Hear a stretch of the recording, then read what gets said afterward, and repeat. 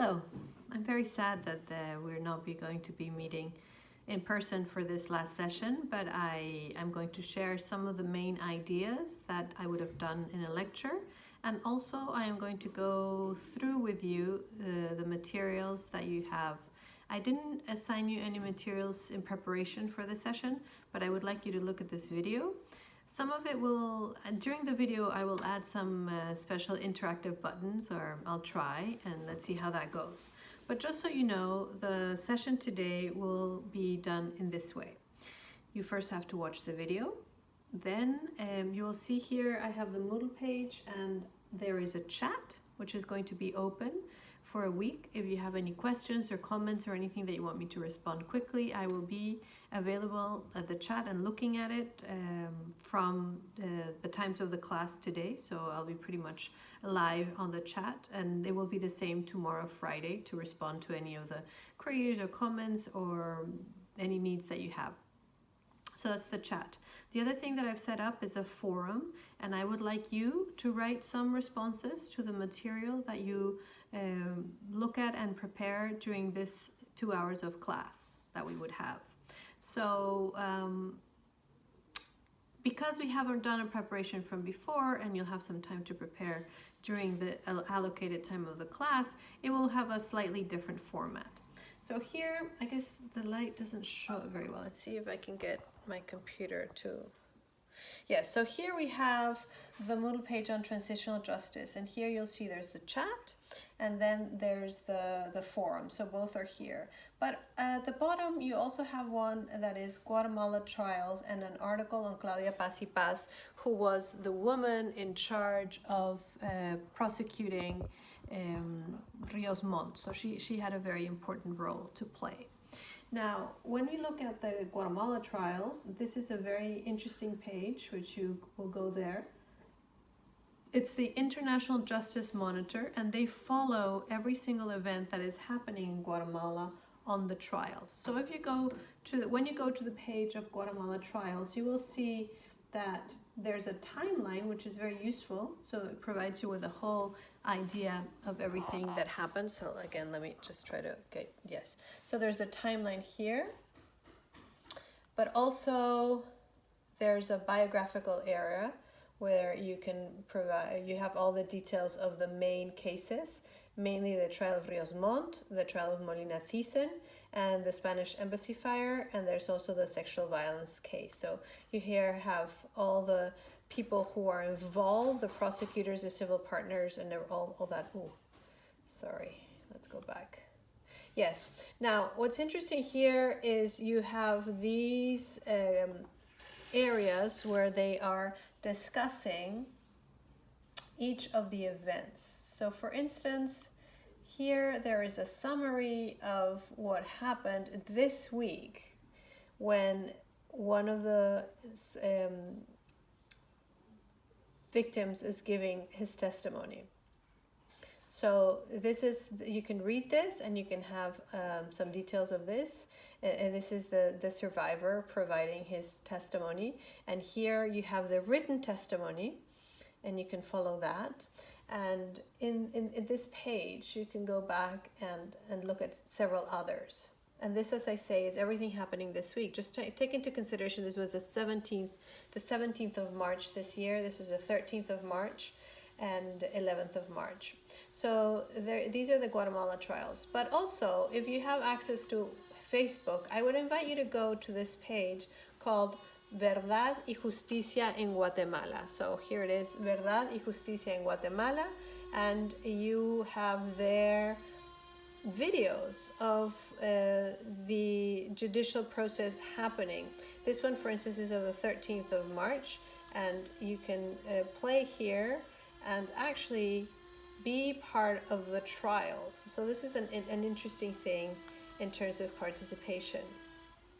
Well, this one is taking a little bit to load. So anyway, I would invite you to look at the page of the Guatemalan trials in the International Justice Monitor, but also to look at the Facebook page of Verdad y Justicia en Guatemala, because those two are going to provide you with all you need to know for this period. Now we're going to go back to our Moodle page. So when we talk about justice and we talk about trials, we have to consider what is it that these trials have, and what is it that they bring to victims. On the one hand, they are important because they have managed to bring some semblance of balance, of peace to the victims. Trials are one of the most important aspects of restorative justice. As we have explored before, there's the truth-telling with the truth commissions, there's the memorialization with the spaces of memory, but trials have a very, very specific and important role to play in this whole arsenal of transitional justice. The idea of humanitarian law, as we understand it today, originates from the Nuremberg trials that happened after the Second World War, and they are the basis in which there is the conscience that individuals have to stand trial or have to have responsibility for their actions. So that is the most important thing about trials, that they are really something that matters to those who are the perpetrators, and the victims feel like there's some balance.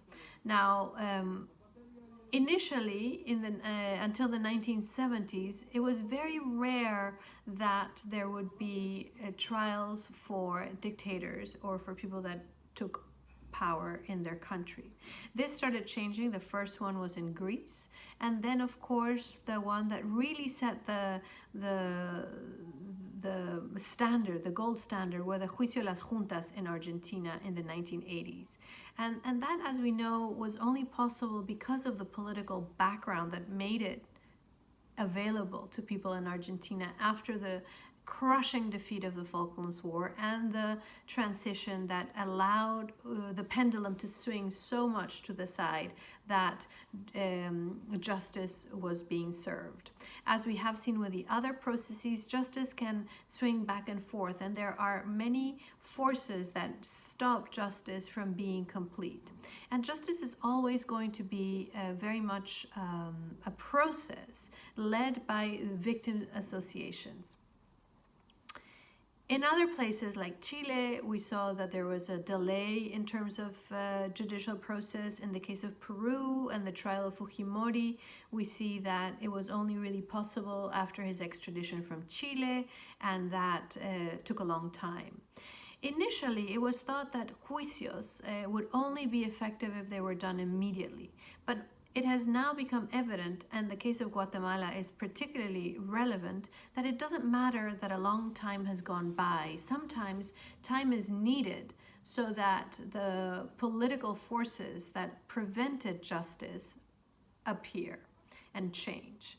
So Ríos Montt was convicted for genocide in 2013. As you know, this was overturned, and then he was put again into the judicial process, and then he passed away. But this was not the end of it. There were other people that were also going to be judged as well as Ríos Montt, and that is what this series of juicios that we're seeing now in Guatemala are taking place.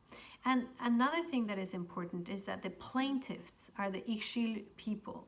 So they are working as a community to try to push for justice, and they have done in a very concerted way, in a very concerted fashion. So this has been something that has really impacted the possibilities for justice.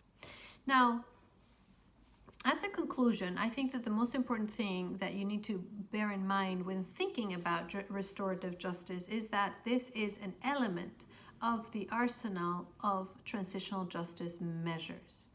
And for this session today, I would ask you to do some research on the case of Guatemala and to understand how that happened and how that was possible, but also how it is happening today as we speak. I think that is one of the reasons why I wanted to focus on Guatemala, because it is still ongoing, and for a very long time it didn't seem like it was possible So I eagerly await your responses and your engagement, both with this video and with the material for the forum. You can also just put comments onto this video. You can email me directly. You can do your own video and post it onto one of the forums, or send us a link, and it would be great to discuss.